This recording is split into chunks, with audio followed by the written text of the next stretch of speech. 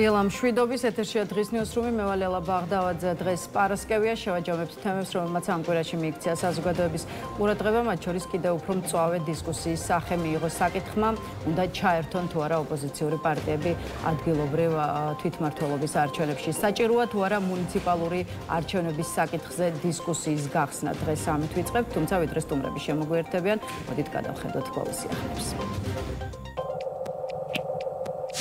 Anti-Amerikული ქართული ოცნების რეჟიმი პრეზიდენტ ტრამპს შეურაცხყოფს და ამავდროულად კომუნისტურ ჩინეთს ადიდებს. ამის შესახებ კონგრესმენი ჯო ვილსონი პლატფორმა X-ის საკუთარ გვერდზე წერს. ამ განცხადებით ვილსონი პრემიერ-მინისტრის ირაკლი ყობახიძის განცხადებას გამოეხმაურა, რომელმაც ჩინეთი მოიხსენია როგორც სუპერძალა, რომელიც მთლიანად ფოკუსირებული იყო პროგრესზე, მოდერნიზაციაზე, ეკონომიკურ განვითარებაზე.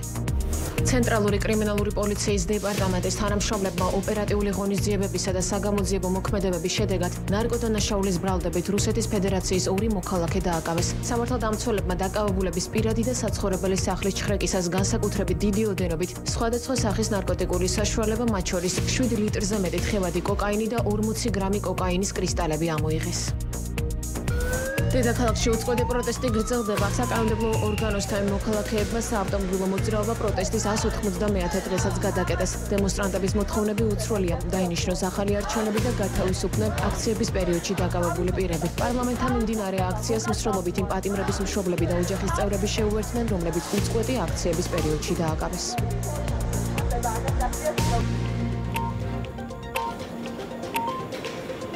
Მაშასა კიდევ ერთხელ მოგესალმებით ეს არის დღის ნიუსრუმი და წარმოგიდგენთ ჩვენს პირველ სტუმარს ერთიანობა ნაციონალური მოძრაობის სპიკერი ლევან საინგიძე ჩვენთან ერთად გამარჯობა ლევან და მადლობა რომ გესწრებით. მოგესალმებით დიდი მადლობა მოწვევისთვის. ლევან პოლემიკა მწვავდება ადგილობრივი თვითმმართველობის არჩევნების საკითხზე ამიტომ მოდით დღეს ამით დავიწყოთ ორად იყოფა აზრი უნდა ჩაერთონ თუ არა ოპოზიციური პარტიები ამ არჩევნებში თქვენი პარტიის პოზიცია ცნობილია თქვენ ბოიკოტისკენ იხრებით თუმცა არიან პოლიტიკური ძალები რომლებიც ფიქრობენ რომ კარგად არის დასაწონი ბოიკოტის და არჩევნებში მონაწილეობის პლუსები და მინუსები. აი მოდით სწორედ აი ამ პლუსებსა და მინუსებზე ვისაუბროთ თავდაპირველად რა პლუსები აქვს ბოიკოტს და შესაბამისად რა მინუსების ჩამოთვლა შეგიძლიათ უკვე თვითმმართველობის არჩევნებში მონაწილეობის ნაწილში. მოგესალმებით. მე პლუსებს თითქმის ვერ ვხედავ. მით უმეტეს იმ პირობებში, რომელიც ქართულ ოცნებას აქვს დღეს შექმნილი. ძალიან საინტერესოა ჩემთვის ეს რიტორიკული შეკითხვა მგონია ამ პოლიტიკურ პარტიებთან, რომლებიც ლამის თვეების განმავლობაში გვეუბნებოდნენ, რომ ამ თემაზე მსჯელობის დრო არ არის, ყველაზე ცუდ მომენტში რატო გადაწყვიტეს ამ თემის წამოჭრა. იმიტომ რომ კალენდარულად ეს თარიღი რომ მოვიდოდოთ ვიცოდით. მაგრამ ოპოზიციურ ამორჩევალში ამ ქვეყნის თავისუფალი დამოუკიდებელი განვითარების მსურველი ადამიანების და ჩვენი მოქალაქეების თვალში დღეს ძალიან ცუდად გამოიყურება ის პროცესი, რაც მიმდინარეობს.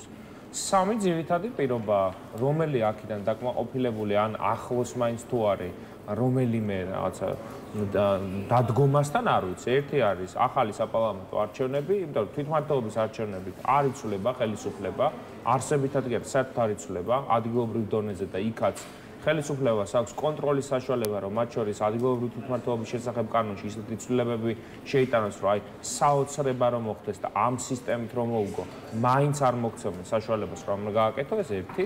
მეორე არის, რომ პოლიტპატიმრებით არის ციხეები სავსე და პოლიტიკური ლიდერების მიჯრით დაჭერა მიმდინარეობს და ახლა ნიკა გვარამია არის რიგში და მაინტერესებს აი ეს მორალური დილემა აწუხებ თუ არა ამ ადამიანებს.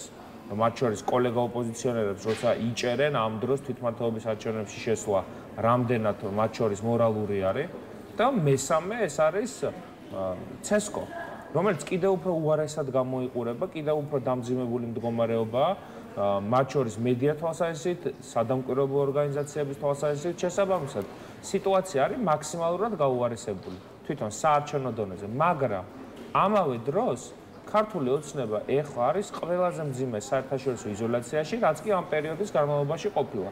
კარს მომდგარი არის მეგობარი აქტის მიღება.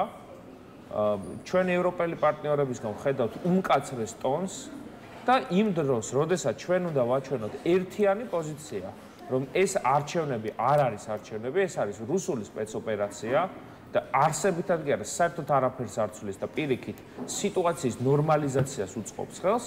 ამ დროს გამოჩნდნენ პოლიტიკური პარტიები, რომლებიც ჩემი ღმერთმენით მხოლოდ და მხოლოდ მეორე ადგილისთვის აპირებენ ბრძოლას, იმიტომ რომ შეუძლებელია ოპოზიციური ერთიანობის გარეშე და აქ ერთიანი ნაციონალური მოძრაობა და კოალიცია ცვლილებებისთვის, რომელმაც აი ივანიშვილის არჩევნებითაც კი ოპოზიციური ხმების ნახევარზე მეტი აიღეს, მყარად დგავართ პოზიციაში, რომ ამ პირობებში ახალი საპარლამენტო არჩევნების გარეშე პოლიტპატიმრების გამოშვების გარეშე და ოდნავ სამართლიანი პირობების გარეშე ცესკოსთან მიმართებაში შეუძლებელია სიტუაციის ნორმალიზება, იმიტომ რომ დღეს ივანიშვილის თავზე არის ანთებული დასავლეთში და აი ამ სანქციების პოლიტიკის დროს წითელი, როგორც კი ჩვენ შევალთ თვითმმართველობის არჩევნებში, მოხდება არა მხოლოდ მათი ლეგიტიმაციის მიცემა და წინა არჩევნების ლეგიტიმაციის მიცემა, არამედ იმის ხაზგასმა, რომ მორჩა. საქართველოში კრიზისი აღარ არის. ასე არ ფიქრობენ სხვა პარტიაში და აი ლელო ზუსტად ამიტომ გთავაზობთ ოპოზიციურ ძალებს,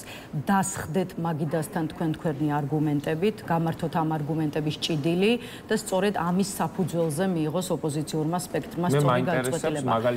მიიღებთ ამ შეთავაზებას და ესე თქვა შეხვალთ დისკუსიაში თუ არაპირებთ ამის გაკეთებას. ისე დისკუსიას რა უდგას წინ ესეც. მე მაგალითად ამ თემაზე ვარ, მე მგონი მე-6 ეთერში და სიამოვნებით დავждდებოდი ლელოს წარმომადგენელთან, რომელიც მოიტანდა იმ უმყარეს არგუმენტებს, რომელიც აი ამ საზოგადოებრივი აზრის წინააღმდეგ წასვლაში დამარწმუნებდა.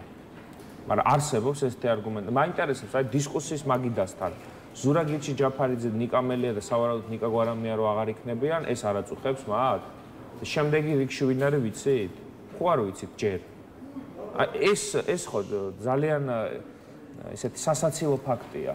ამავდროულად ტრაგიკული, ჩემი აზრით, რომ ოპოზიციაში ესეთი დამოკიდებულებები არსებობს. პოლიტპატიმრების ოჯახის წევრებს რა უნდა უთხრა, რომ მე აქ ერთ თვეში მოვალ და თქვენთან ვილაპარაკებ ბასლაინებზე და მათ შვილები ციხეში ისხდებიან და თბილისის გამოგლეჯვა თუ უნდათ. ნახეთ როგორ არის, მათივე ლოგიკა არის ესეთი, რომ თბილისის წამოღება შესაძლებელი არის ერთიანობით. ხო ამას ამბობენ? კი ბატონო. ლელოსგან მოგისმენიათ, გინდა წინასაარჩევნოდ, გინდა ახლა, რომ აი ჩვენ ვართ მზად წავიდეთ ყველანაირ დათმობაზე, უღონდ იყოს ერთიანობა, მზად ვართ რომ ჩვენ ნომერზე ვთქვათ უარი. რამე გაგიგიათ ესეთი?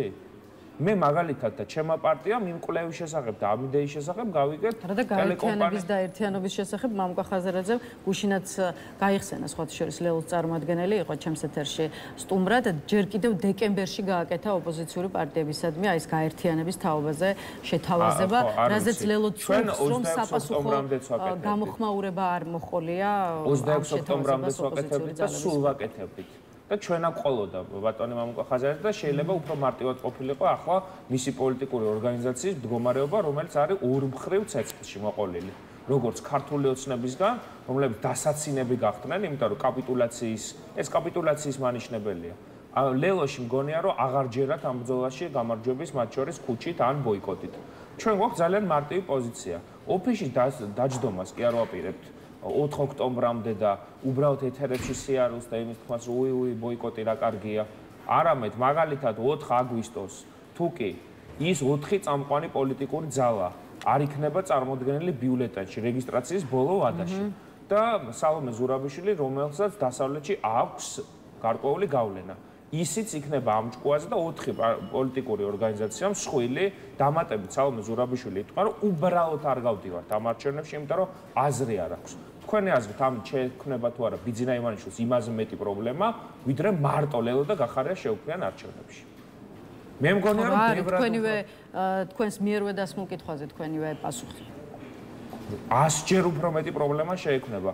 ანუ მაგალითად ეხლა ლელო შევიდეს და ბიძინა ივანიშვილის სანქციების პოლიტიკა შეიზღუდოს და დასავლეთში გამოჩნდეს ისე რომ ოპოზიცია გაიყო, წარმოჩინდეს რომ ამ ქვეყანაში სიტუაცია, ანუ утопიურია, ვამბობდე რომ იმავე ანგარიში, რომელზეც ლელო აპელირებს, ხო?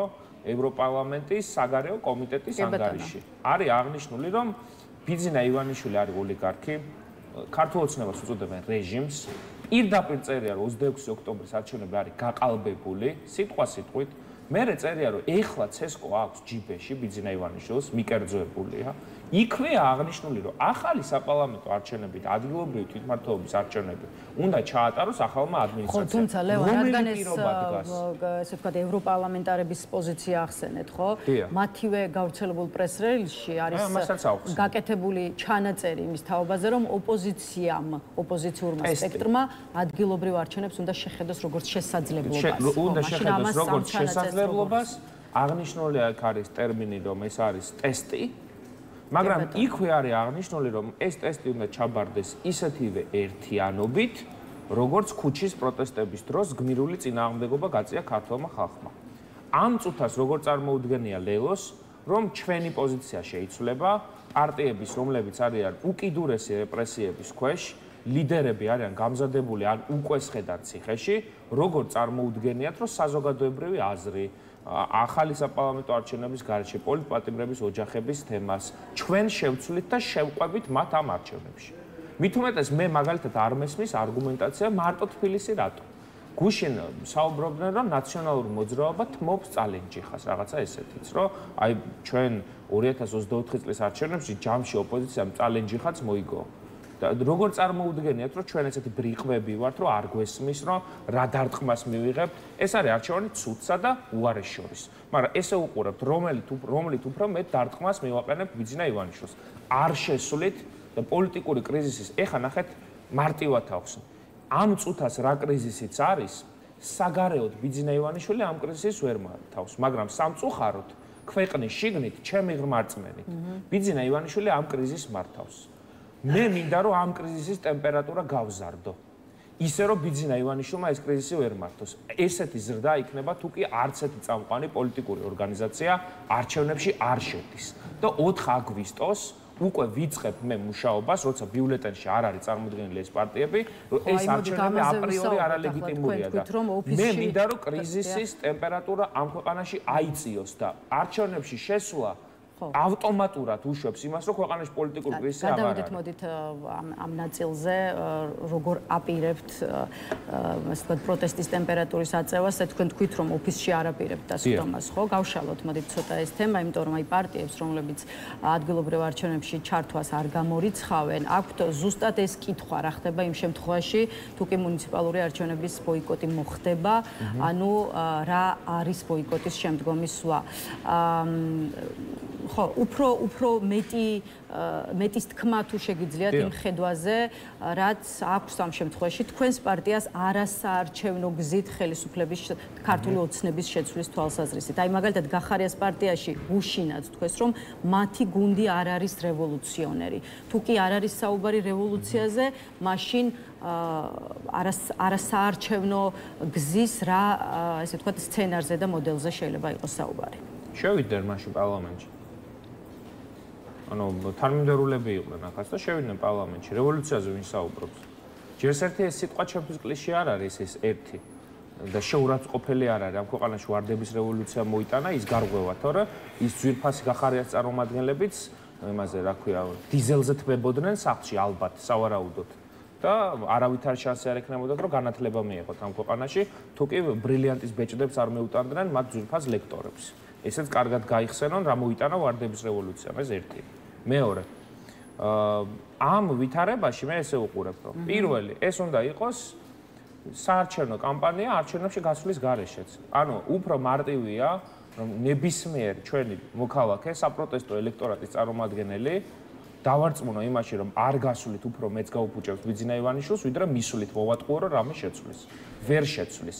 ამ ცესკოს საპარლამენტო არჩევნების გარეშე და პოლიტპატიმრების გამოშვების გარეშე შეუძლებელია მე პირადად ამას არასდროს არ ვიკადრებ, ამომრჩეველი მოვატყუო, აი ეს არის, ეს ოპოზიციური ძალები, როგორც ჩანს, მზად არიან ამ ტყუილზე წავიდნენ, ოღონდ მეორე ადგილზე გავიდნენ. აი ეს არის ამოცანა. აი ლელოს პოზიცია ახსენეთ თქვენ რამდენიმე ქალაქის წართმევის შესაძლებლობასთან დაკავშირებით და აი ლელოში კიდე ერთ კითხვას ვსვამენ. თბილისის დათმობა ბრძოლის გარეშე კახა კალაძისთვის იქნება თუ არა კალაძისთვის და ქართული ოცნებისთვის საჩუქარიო? არის თუ არა ეს მართლაც ასე? იქნება თუ არა ეს ასე? ერთი წუთით და ფეიქ ბრძოლაში რო შევიდნენ, დადგეს აგერ ლელოს წარმომადგენელი. ფეიქ ბრძოლაში შევიდეს და მართლა მოუგებს კახი კალაძე.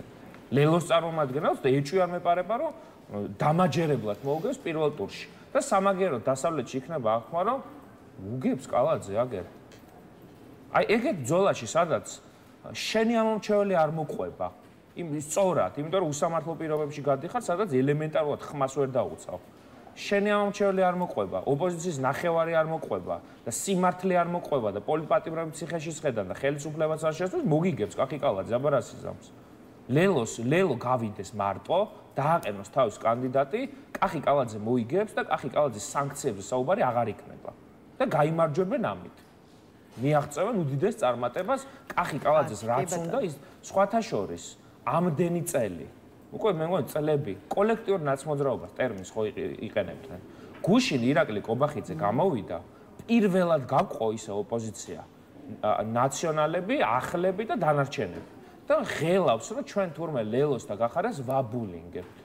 სოლიდარული გახდა ბატონი კობახიძე ამ ორი პარტიის მიმართ და დაფიქრდნენ რა პოზიციაზე დგანა, რომ ირაკლი კობახიძე ეკომაგება. ირაკლი კობახიძე სხვათა შორის ამასაც გავიხსენებთ. მანდატების დათმობაზე რომ მიდიოდა საუბარი, გაიხსენო ეგრეთ წოდებული პარლამენტის თავმჯდომარის ბატონი შალო პაპუაშვილის განცხადება, რომელიც მოუწოდებდა ლელოს და გახარიას, რომ შემოსულიყვნენ შიგნით. ეს არის ქართული ოცნების დიდი ხნის აუხტენელი ოცნება.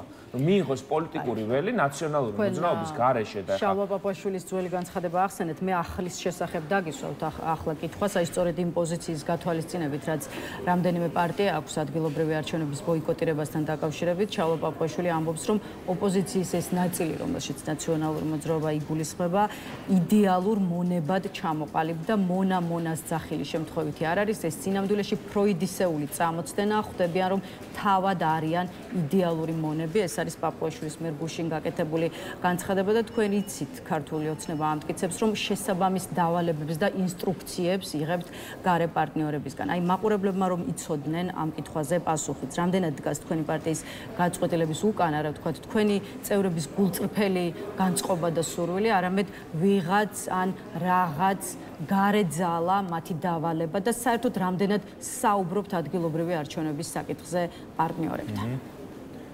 არ ვიცი ხა, ეს მართლა პუტინის მონა, ბიძინას მონაც კი არ ყმა, სხვის მონობაზე და სხვის გადაწყვეტილებაზე არ უნდა საუბრობდეს. სამშობლოს გამყიდველია ჩემ თვალში და ესეთად მოკვდება.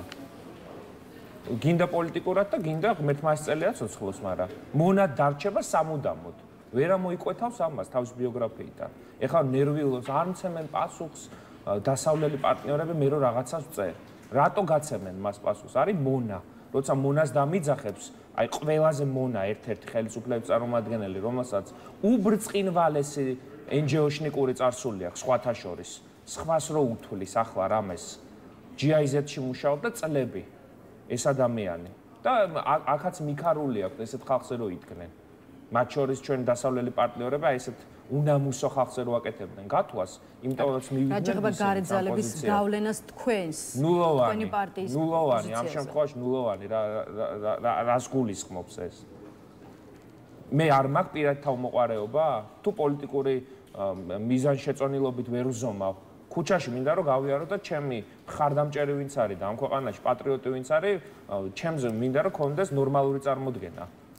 რაში მჭირდება მე თუნდაც დასავლეთის მოწოდება ელემენტარული ჭეშმარიტების დასაბუთებაში. ეს ბატონი შალვა პაპუაშვილი მუშაობს FSB-ს დანოსებით და FSB-ს message box-ით დილას რაღაცა სიტყვის და საღამოს იგივეს ლაპარაკობენ რუსული პირველი არხის ეთერში. მონა მართლა კლასიკური მონა. და ხა არ ვიცი, ესეთად წავა ქართული პოლიტიკიდანაც. ბატონი შალვა პაპუაშვილი და ბევრ ამას გავიგებ, როცა დაამთავრებენ ხელისუფლებაში ბოგინს, ვინ რაზე მიდიოდა და რისანაც უტყიდდა ქვეყანას. ლევან, ევროპარლამენტის საგარეო ურთიერთობათა კომიტეტის მიერ დამტკიცებულ ანგარიშზეც მინდა დაგისვათ კითხვა, დოკუმენტი თქვენც ახსენეთ, მხარს უჭერს ახალ სამართლიან არჩევნებს, ასევე ის სანქციების დაწესებას ითხოვს ქართულ ოცნებასთან დაკავშირებული პირების წინააღმდეგ, ასევე მოითხოვს დაკავებული მომიტინგების გათავისუფლებას, თუმცა ამ შემთხვევაში შევხედოთ, რას ამბობენ ამ ანგარიშზე ქართულ ოცნებაში. ევროპარლამენტარები ცდილობენ რადიკალებისთვის მაშველ რგოლად გამოდგნენ, როგორც კი ერთი ერთი მუჭა რადიკალები რუსთაველზე სირბილს შეწყვეტენ, დავალებების მიმცემთა წიაღში ჩნდებიან ადამიანები, ვინც მათ აქტიურობას ზრდიან და ასე შემდეგ, მოკლედ ეს არის მართლ პარტიაში გაკეთებული შეფასება. აი რა კავშირი და გავლენა შეიძლება გქონდეს ევროპელ პარტნიორებს უკვე აი იმ პროტესტზე, რომელსაც ლამის 200 დღეა, ხო? ხედავთ ყოველ საღამოს რუსთაველის გამზირზე. აი ამ თვალსაზრისით რა არის ოცნების განცხადებაზე და მის მესიჯზე თქვენი პასუხი? ჩვენ არ მუშაობთ ისე, როგორც ქართული ოცნება, რომ რომელიმე ქვეყანას ემსახურებოდეს. ისინი არიან ამ ქვეყნის ტრის, რუსეთის იმპერიის ხელის ბიჭები. ჩვენ არ ვართ არავის ხელის ბიჭები. ეს იცოდნენ კარგად. მე პირადად ესეთი ადამიანი ვარ და არ ვაპირებ არავის ხელის ბიჭობას. და ხა მათი განმოსახედიდან მოუყურებენ. და მით უმეტეს დასავლეთისგან რას ხედავენ? იმ ანგარიში სხვა ვერაფერი ვერ წაიკითხე ეს? ჩამომხობილი რო არის მათი ხელისუფლება? მათი ხელისუფლება იქ ხო დაგმობილია ყველანაირი ფორმით, რაც კი შეიძლება მოხდეს. და რა მაშველურ გოლზეა იქ საუბარი? არავითარ მაშველურ გოლზე იქ არ არის საუბარი. უბრალოდ მათი დაძირვა მოხდება, ეჭვი არ შეეპაროს არავის. მათ შორის დასავლეთის მიერაც. იმიტომ რომ როდესაც ყავს ხელისუფლება, რომელსაც ფეხებზე კიდია ადამიანის უფლებები, ქვეყნის ევროპული განვითარება, არის რუსეთის მოკავშირე, სოფლიო ბოროტების მოკავშირე, როდესაც არის პასუხს მოთხოვენ. შეეგუონ ამას გუშინდელი განცხადება ხო ნახეთ, სადაც თურმე ქართული ოცნების წარმომადგენლები რეკავენ დასავლეთში ბრიუსელში, რომ როგორ უნდა ამოიწერონ თავის სანქციების სიიდან და მოემზადონ. რა დაინახეთ თქვენ ამ განცხადებაში და ამ განცხადებით? ნერვიულობენ, არა, იმ ფულს რო შეულობენ და იპარავენ, ის საქართველოს დასახარჯეთ კი არ უნდათ. მათი შვილების საუკეთესო განათლებისთვის უნდათ, მოგზაურობისთვის უნდათ, ჩემპიონთა ლიგის თამაშებზე დასასწრებად უნდათ, ამისთვის უნდათ. საქართველოში მათ ამ ფულის ხარჯვა კი არ უხარიათ და არ უნდათ. გარეთ უნდათ რომ გაიტანონ კაცო. და ამ ვითარებაში ხა რაშიც ვართ? კიდე იმის მაგივრად რომ ეს სანქციების პოლიტიკა და საგარეო იზოლაცია ქართულ ოცნებას, რომელიც აი ვერ არღვევს ამას, კიდე უფრო შემოუშენოთ ეს კედელი, მეუბნებიან რომ თვითმმართველობის არჩევნებში უნდა გავიდეთ და თავი უნდა მოვაჩეროთ რომ არაფერი არ ხდებაო. გასაგებია, ლევან, ამ კვირის კიდევ ერთი აქტუალური საკითხია საკადრო ცვლილებები ხელისუფლებაში, რომელიც გრძელდება კიდევ ორმა არჩეულმა თანამდებობის პირმა დატოვა ამ კვირაში თანამდებობა. ერთია გენერალური აუდიტორი ცოტნე ყავლაშვილი, რომელიც უბრუნდება ფინანსთა სამინისტროს და უბრუნდება მეექვსე მოადგილის პოზიციაზე, კი ბატონო, მოკლედ ფინანსთა სამინისტროს. მეორე კი არის გენერალური პროკურორი გიორგი გაბიტაშვილი, რომელიც თავის მხრივ უკვე ინაცვლებს გენერალური აუდიტორის გამოთავისუფლებულ პოზიციაზე. რას ფიქრობთ იმ ყველაფერზე, რაც საკადრო ცვლილებების გადაადგილების თვალსაზრისით სახელმწიფო ვერტიკალში ხდება და რა კავშირი შეიძლება გქონდეს ამ ცვლილებებს სანქციებთან, იმიტომ რომ ვიცით რომ რამდენიმე ესე ვთქვათ შეცვლილი მაღალი თანამდებობის პირი, მათ შორის გაბიტაშვილი, თუნდაც ვახტანგ გომელაური არაერთი ქვეყნის სანქციების სიაშია მოხვედრილი. მე მგონია რომ პირდაპირ კავშირია და ზუსტად სანქციების გამო არის რომ ივანიშვილს უწევს ამ ხალხის ნაგავში გადაყრა, აი პირდაპირ ნაგავში ყრის. მაგნიცკის სიაში შევიდა ბატონი გომელაური, ესეც მიღწევა არის და გამარჯვება არის მისი პერსონალური. და ბიძინა ივანიშვილმა როგორც სათამაშო ისე გადააგდო. ესე გადაყრის სულ ყველას, აი პაპუაშვილის მონას რო ეძახის სხვას, აი როგორც კი თვითონ მოხდება ესეთ სიაში, ბიძინა ივანიშვილი იმავე საღამოს შეცვლის. ეჭვი არ შეეპაროს. და ეს კარგია ქართული ოცნების ვერტიკალში ყოფება დაინახოს ბიძინა ივანიშვილი როგორ ემადლიერება მათ მონობას. აი პირდაპირ ნაგვის ყუთში ყრის თავით ამ ხალხს. და ეს გაგრძელდება, იმიტომ რომ სანქციების პოლიტიკაც უნდა გაგრძელდეს და ესეთ რაღაცას, როდესაც უკეთებ ხელისუფლებას, რომელიც შეუძლებელია ერთპარტიული პარლამენტით გასწორდეს წელში და მიიღოს ლეგიტიმაცია, კიდე ამ დროს შემომიგდებ თემას, რომ პოლიტპატიმრების განთავისუფლების გარეშე, ახალი არჩევნების გარეშე და სამართლიანი პირობების გარეშე, აი ამ ჯოგს, სანქცირებულ ჯოგს უნდა შევყვე არჩევნებში, შეიძლება რაღაც მომენტში კი არა თამაშობდა ივანიშვილის თამაშს. არის მოლოდინი, რაც შეეხება ის სახელმწიფო სტრუქტურებში საკადრო ცვლილებებს, რომ გაგრძელება იქნება და ეს პროცესი ჯერ არ დასრულებულა. სხვათა შორის კითხვები გააჩინა ირაკლი კობახიძის მიერ გუშინ ანტიკორუფციული სამსახურის და მისი უფროსის მისამართით გაკეთებულმა განცხადებამ. კობახიძემ თქვა, რომ სასწრაფოდ უნდა დაიწყოს ანტიკორუფციულმა სამსახურმა ქონებრივი დეკლარაციების გამოქვეყნება, რაც კარგა ხანია, ასე ვთქვათ, შეჩერებული. ახლა ბევრს გაუჩნდა კითხვა, ეს ხომ არ შეიძლება ნიშნავდეს იმას, რომ მზადდება მათ შორის რაჟდენ კუპრაშვილის შეცვლაც, გაშვებაც. აი თქვენ რას ფიქრობთ, ვის გაუშვებს და ვის დატოვებს კობახიძე და მეორე მხრივ აი რა პოლიტიკური კრიტერიუმებით შეიძლება იღებდეს ის საკადრო გადაწყვეტილებებს? არ ვიცი, მათ საკადრო გადაწყვეტილებების მრუდელოგიკა რა არის, მაგრამ დააბრუნოს ბატონი რაჟდენი ისევ რადიო იმედში წააყვანინონ ის 15 წუთიანი გადაცემა. მეც არ იმსახურებს პატივისცემა რადიოს მე თანამშრომლებთან რამ შეურაცხყოფას კი არ ვაყენებ უბრალოდ. ეს კაცი არის აბსოლუტურად შეუსაბამო იმ თანამდებობისთვის, რაც მიანიჭეს თავის დროზე როგორც ნეიტრალურ არბიტრს ანტიკორუფციულს ირაკლი ღარიბაშვილის ხელის ბიჭი იყო. შეიძლება ამის გამო იშორებენ, რომ ირაკლი ღარიბაშვილის გუნდის ნაწილი იყო და ამ კაცის სახელი და გვარი ვისთანაც არის დაკავშირებული, ირაკლი კობახიძე უბრალოდ ცეცხლზე წვავს.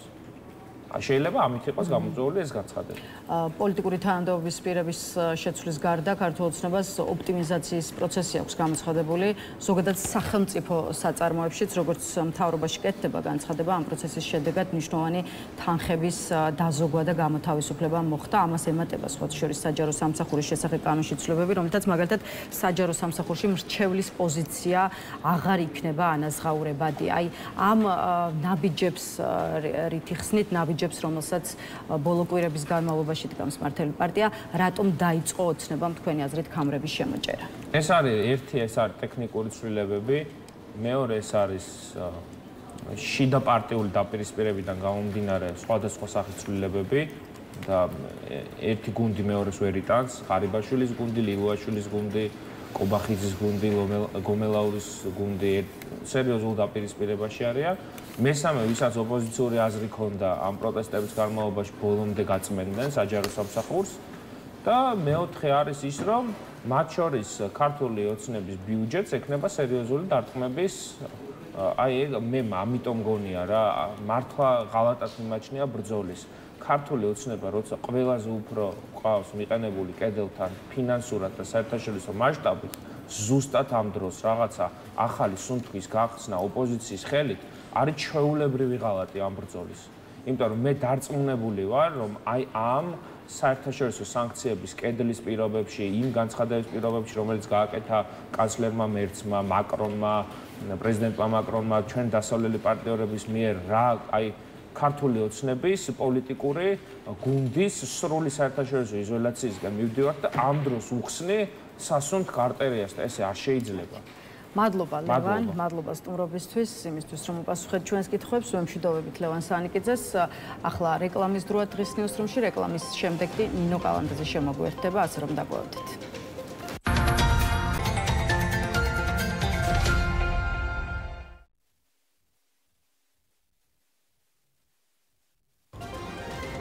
მაშასე რეკლამა დასრულებულია, ვაგრძელებთ პირდაპირ ეთერში მუშაობას და გვერდება ჩვენი კიდევ ერთი სტუმარი, ჭავჭავაძის ცენტრის თანადამფუძნებელი ნინო კალანდაძე ჩვენთან ერთად. გამარჯობა ქავტონ ნინო და მადლობა რომ შემოგვერთით. ქავტონ ნინო, მოდით გააცემის ეს ნაწილი რუსეთის საგარეო დაზვერვის სამსახურის განცხადების შეფასებით დავიწყოთ. მოსკოვი ამტკიცებს, რომ დიდი ბრიტანეთი საქართველოში ქართული ოცნების ხელისუფლებიდან ჩამოშორების მიზნით ძალისხმევას აძლიერებს. ციტატა: ლონდონი გეგმავს ქართული ოპოზიციური არასამთავრობო ორგანიზაციებისთვის დაფინანსება მნიშვნელოვნად გაზარდოს, რაც მათ მიერ ანტისამთავრობო საქმიანობის რადიკალიზაციას ისახავს მიზნად. აი სწორედ ამის შესახებ არის საუბარი რუსეთის საგარეო დაზვერვის განცხადებაში. აი როგორ ფიქრობთ, რატომ უჩენს რუსეთს ბრიტანეთი ასეთ ეჭვებს და მეორე მხრივ ხელისუფლების ძალადობრივი გზით შეცვლის მიზნით ევროპული სახელმწიფოების მხრიდან ქართული არასამთავრობო ორგანიზაციების დაფინანსების გაძლიერებაზე საუბრობენ ქართულ ოცნებაშიც. შესაბამისად, რას უნდა ნიშნავდეს ის, რომ მოსკოვის და ოფიციალური თბილისის, ასე ვთქვათ, განცხადებები რაღაცნაირად ერთმანეთს ემთხვევა? მოგესალმებით კიდევ ერთხელ. ეს განცხადება მე არ მინახავს ჯერჯერობით, მაგრამ რაც წლების მანძილზე დაკვირვებამ გვაჩვენა არის ის, რომ ყოველთვის, როდესაც ქართულ ოცნებას უჭირს საზოგადოებრივი აზრის კონსოლიდაცია, ის მიმართავს დეზინფორმაციული შეთქმულების ვერსიებს. ჩვენ გვახსოვს 2014 წლიდან მოყოლებული ხან რაღაც საბურავების მოზიდვა და სახელმწიფო გადატრიალების დაგეგმვა, ხან რაღაც ფარული ჩანაწერები, ხან ჰაკიმ პაშა, ხან ვიღაცების ანონიმური განცხადებები, რომ ქვეყანაში არეულობა იგეგმება, გადატრიალება იგეგმება და არიქა ქართული ოცნების გარშემო აუცილებლად უნდა მოხდეს ისევ კონსოლიდაცია. ეს არის მიზანმიმართული დეზინფორმაციული მანქანა, რომელსაც დღეს უკვე ვიცით, რომ რომელიც არ იწერება და არ იგეგმება თბილისში და საერთოდ საქართველოში, არამედ პირდაპირ მოდის რუსეთიდან და ყოველთვის, როდესაც ქართულ ოცნებას ისე გაუჭირდება, რომ თვითონ ვეღარ პოულობს აი ამ ქსელში გამოსავალს, მას მიეშველება ხოლმე რუსული სპეცსამსახურები, რომლებიც მოუგონებენ ხან გარეჯი საქართველოა, ხან რაღაც რუსულ რუკებს, რომელიც თავდაცვის სამინისტრო მოუპოვებს და ახალ საფრთხეებს და ახალ კერებს ქმნიან იმისთვის, რომ კონსოლიდაცია მოახდინონ. ეს მიანიშნებს იმაზე, რომ მათ აი ამ რაღაც გამოუვალ, გარდამავალ პერიოდში ყოფნა მათი არალეგიტიმური სტატუსის უქმნით პრობლემებს ქვეყნის შიგნით.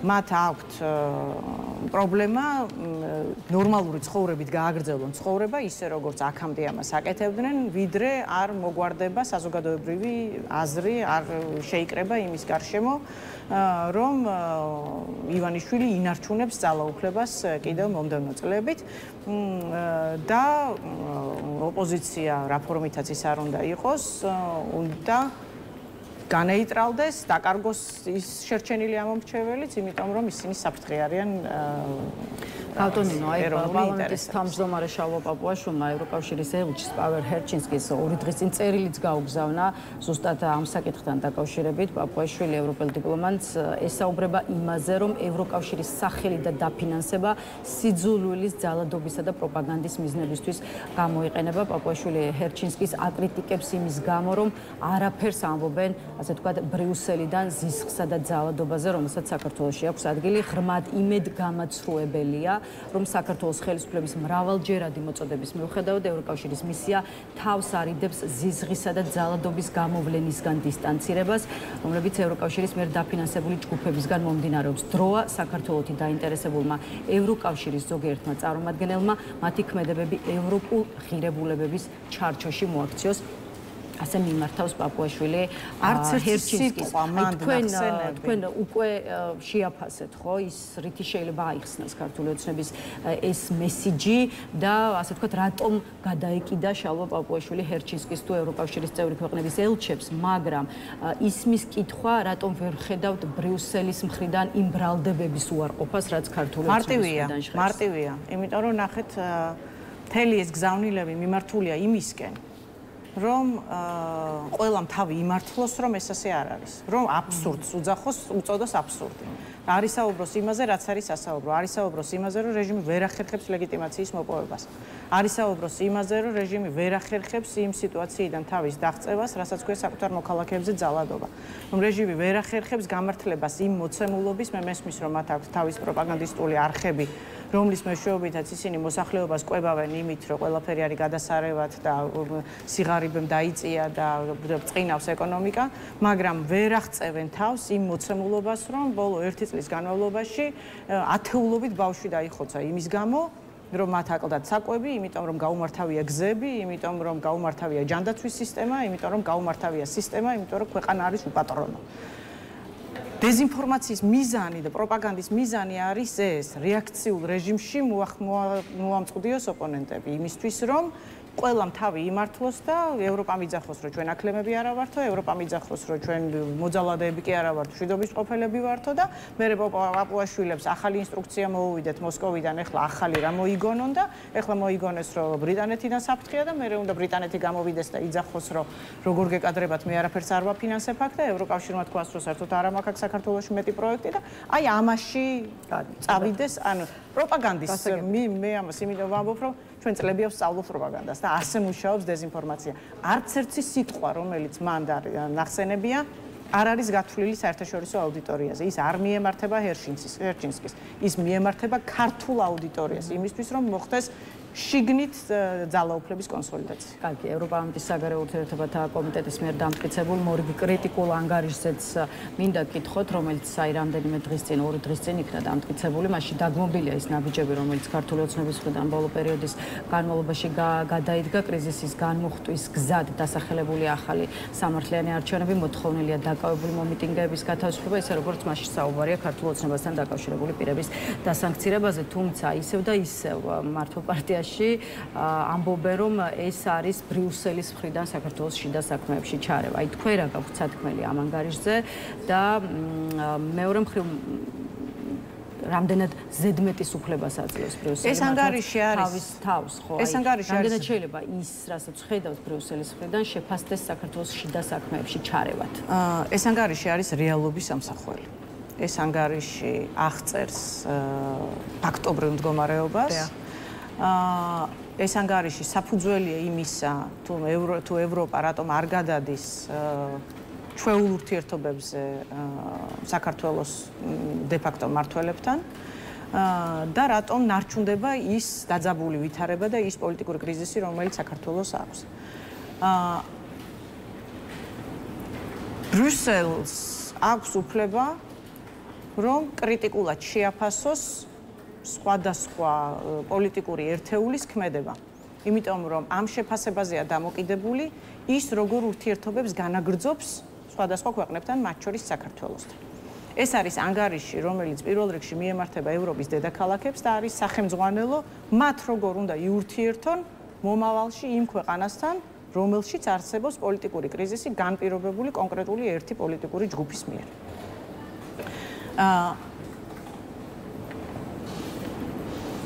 ამ ჯგუფის არჩევანია შეინარჩუნებს თავს არალეგიტიმურად და შეწყვეტს მთლიანად ურთიერთობას ევროპასთან თუ გააგრძელებს ლეგიტიმაციის ძიებას სხვადასხვა გზებით. ვინაიდან ისინი აგრძელებენ მცდელობას იმისა, რომ მოხდეს ევროპაში მათი ლეგიტიმაცია, მოხდეს ვაშინგტონში მათი ლეგიტიმაცია, მაშინ მათ ასევე მოუწევთ ყურად იღონ რა აქვს სათქმელი მეორე მხარეს. თუ ეს მათ არ აინტერესებთ, მაშინ საერთოდ ლაპარაკი ზედმეტია, ისინი იმსჯელებენ, ესენი არ მიიღებენ ფედერალობას. რასა იუკნევით ჩენეზე მინდა გკითხოთ, რომელიც ევროპარლამენტის საგარეო ურთიერთობათა კომიტეტის მიერ მომზადებული ანგარიშის ერთ-ერთი მთავარი ავტორია, იცით რომ ევროპარლამენტის ეს წევრი მიზანში ყავს ქართულ ოცნებას ამოღებული იმის, ასე ვთქვათ, პირდაპირ პროპორციულად რა დოზითაც თავად ქალბატონი რასა აქტიურობს საქართველოს საკითხთან მიმართებაში.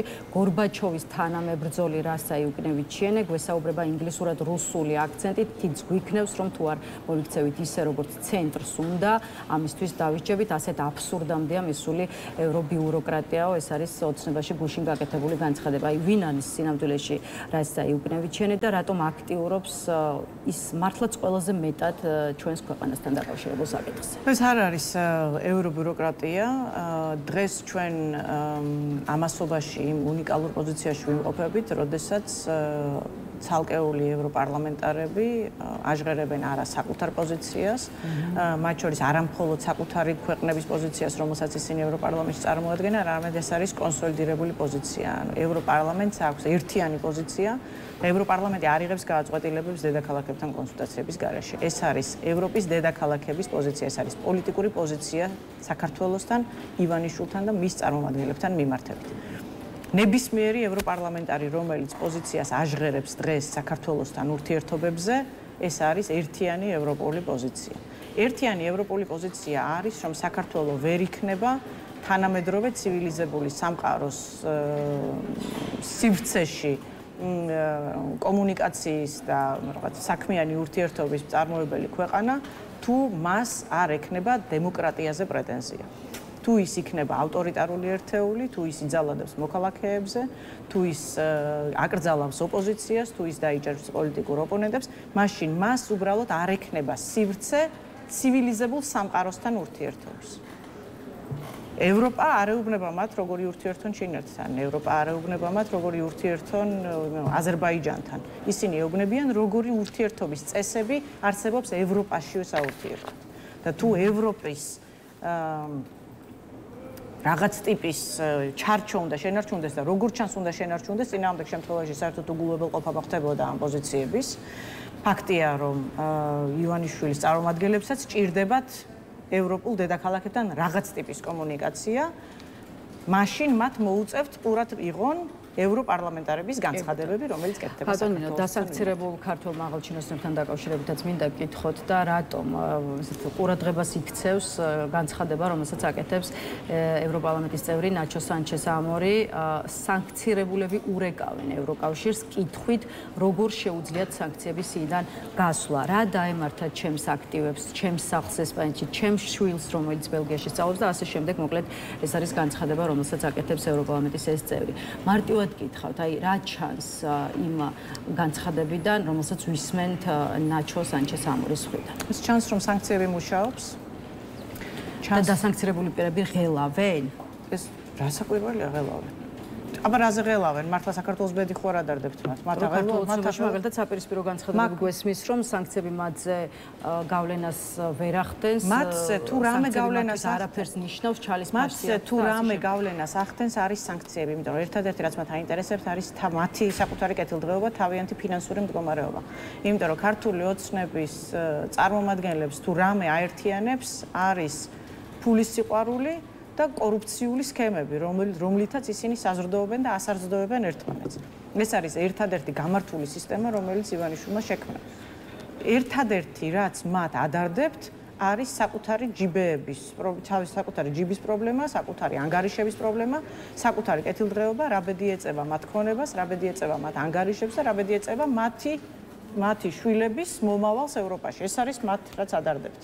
სხვა მათ არაფერი არ აინტერესებთ, სხვა მათ არ აინტერესებთ საქართველოს მოსახლეობის ბედი, მათ არ აინტერესებთ კიდევ ვინმე ხო არ დაიღუპება შადრევანში, სადმე მზვავი ხო არ ჩამოწყვება, მათ არ ადარდებთ საქართველოს პრობლემები. მათ ადარდებთ მხოლოდ საკუთარი კეთილდღეობა და სანქციები პრობლემას უქმნის მათ პერსონალურ კეთილდღეობას. ამიტომ არის რომ ამ განცხადებას მაღალი ალბათობით საკმაოდ დიდი საფუძველი აქვს. კარგი, ერთი კითხვა მინდა დაგისვათ იმ ცენტრის დახურვაზეც, რომელიც ევროსტრუქტურებთან საქართველოს ბმას და კავშირს უსვამდა ერთგვარად ხაზს. 2 დღის წინ გახდა ცნობილი, რომ 1 ივლისიდან მოხდება ნატოსა და ევროკავშირის შესახებ საინფორმაციო ცენტრის ლიკვიდაცია, თუმცა როგორც საგარეო საქმეთა სამინისტროში ამბობენ, სანერვიულო არაფერია, ვინაიდან და რადგანაც ის საქმეები, რასაც ეს ცენტრი აკეთებდა, გადაეცემა საგარეო უწყებას. რამდენად მარტივად უნდა შევხედოთ მოკლედ ამ გაწყვეტილებას, ამ ცენტრის დახურვა, ეს არის მნიშვნელოვანი პოლიტიკური მესიჯი თუ მართლაც არაფერია სანერვიულო, როგორც ამას ამბობს საგარეო საქმეთა სამინისტრო. ეს არის გამიზნული გზავნილი, რომელიც არ მიუღია საგარეო საქმეთა სამინისტროს, იმიტომ რომ საქართველოს არ ყავს საგარეო საქმეთა სამინისტრო, რომელიც გაწყვეტილებებს იღებს. საქართველოს დიდი ხანია ყავს რაღაც უწყება, რომელიც უბრალოდ ბრმად ასრულებს მოსკოვის დავალებებს. ამ ცენტრის გაუქმება არის პირდაპირი გზავნილი პრაქტიკულად მოსკოვის, რომ საქართველოს და ევროატლანტიკური სივრცის ურთიერთობები აღარ განიხილება. საქართველო არის რუსული ტერიტორია და თქვენ აქ არაფერი გესაქმებთ. საგარეო საქმეთა სამინისტროს განმარტება, რომ ევროკავშირთან და ნატოსთან ურთიერთობის თემას თვითონ უწყება მიხედავს და ცალკე ცენტრი არ არის საჭირო. ეს არის პარალელურ უწყება სხვა რაღაცა, ნატოს საინფორმაციო ცენტრი სხვა რაღაცას აკეთებდა აქამდე და სხვა მიზნებს ემსახურებოდა და სხვა მისია ჰქონდა. საგარეო საქმეთა სამინისტრო საერთოდ ვერაფერს ვერ მიხედავს, იმიტომ რომ მათ არ აქვს კომუნიკაცია დასავლეთთან. მათ არ აქვს ნატოს წევრ ქვეყნებთან კომუნიკაცია და ევროკავშირის წევრ ქვეყნებთან კომუნიკაცია მაკაბოჭორიშვილს არ აქვს. მას არ აქვს ურთიერთობა არავისთან, იმიტომ რომ ის არ არის აღიარებული არავის მიერ. ვისთან უნდა რა ფორმით გააგრძელოს ურთიერთობა. კარგი.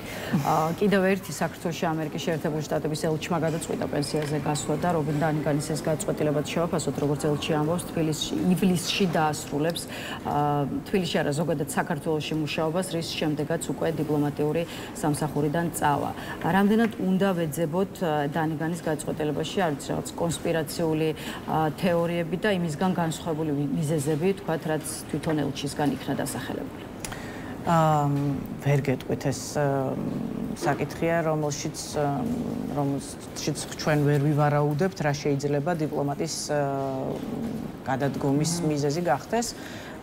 მე პერსონალურად ნაკლებად ვივარაუდებდი, რომ ეს რამე ფორმით უკავშირდება ქართულ რეალობას, ის დიპლომატია მისი ქვეყნის წარმომადგენელია, მისი ქვეყნის ინტერესების გამტარია, მისი ელჩობის პირობებში ამერიკისა და საქართველოს ურთიერთობები საქართველოს დამოუკიდებლობის დღიდან მოყოლებული ალბათ ყველაზე დაბალ ნიშნულზეა, ამ თვალსაზრისით გარღვევა არ იგეგმება, არანაირი პერსპექტივა აქ არ იკვეთება ამ ეტაპზე, ელჩის ფუნქცია პრაქტიკულად ნომინალური იყო, ეს ელჩი და საელჩო წარმოადგენს როგორც პოლიტიკური წარმომადგენლობა ამ შემთხვევაში და დიპლომატიური წარმომადგენლობა, ის არის ქვეყნების პოლიტიკური ინტერესების აქტიურობის მაჩვენებელი, ხო, რამდენად ინტენსიურია ეს ურთიერთობები, რამდენად რაღაც გეგმებზეა დაფუძნებული, სამომავლო ურთიერთობების გაღრმავებაზე, მაშინ ენიჭება დიპლომატიურ უწყებას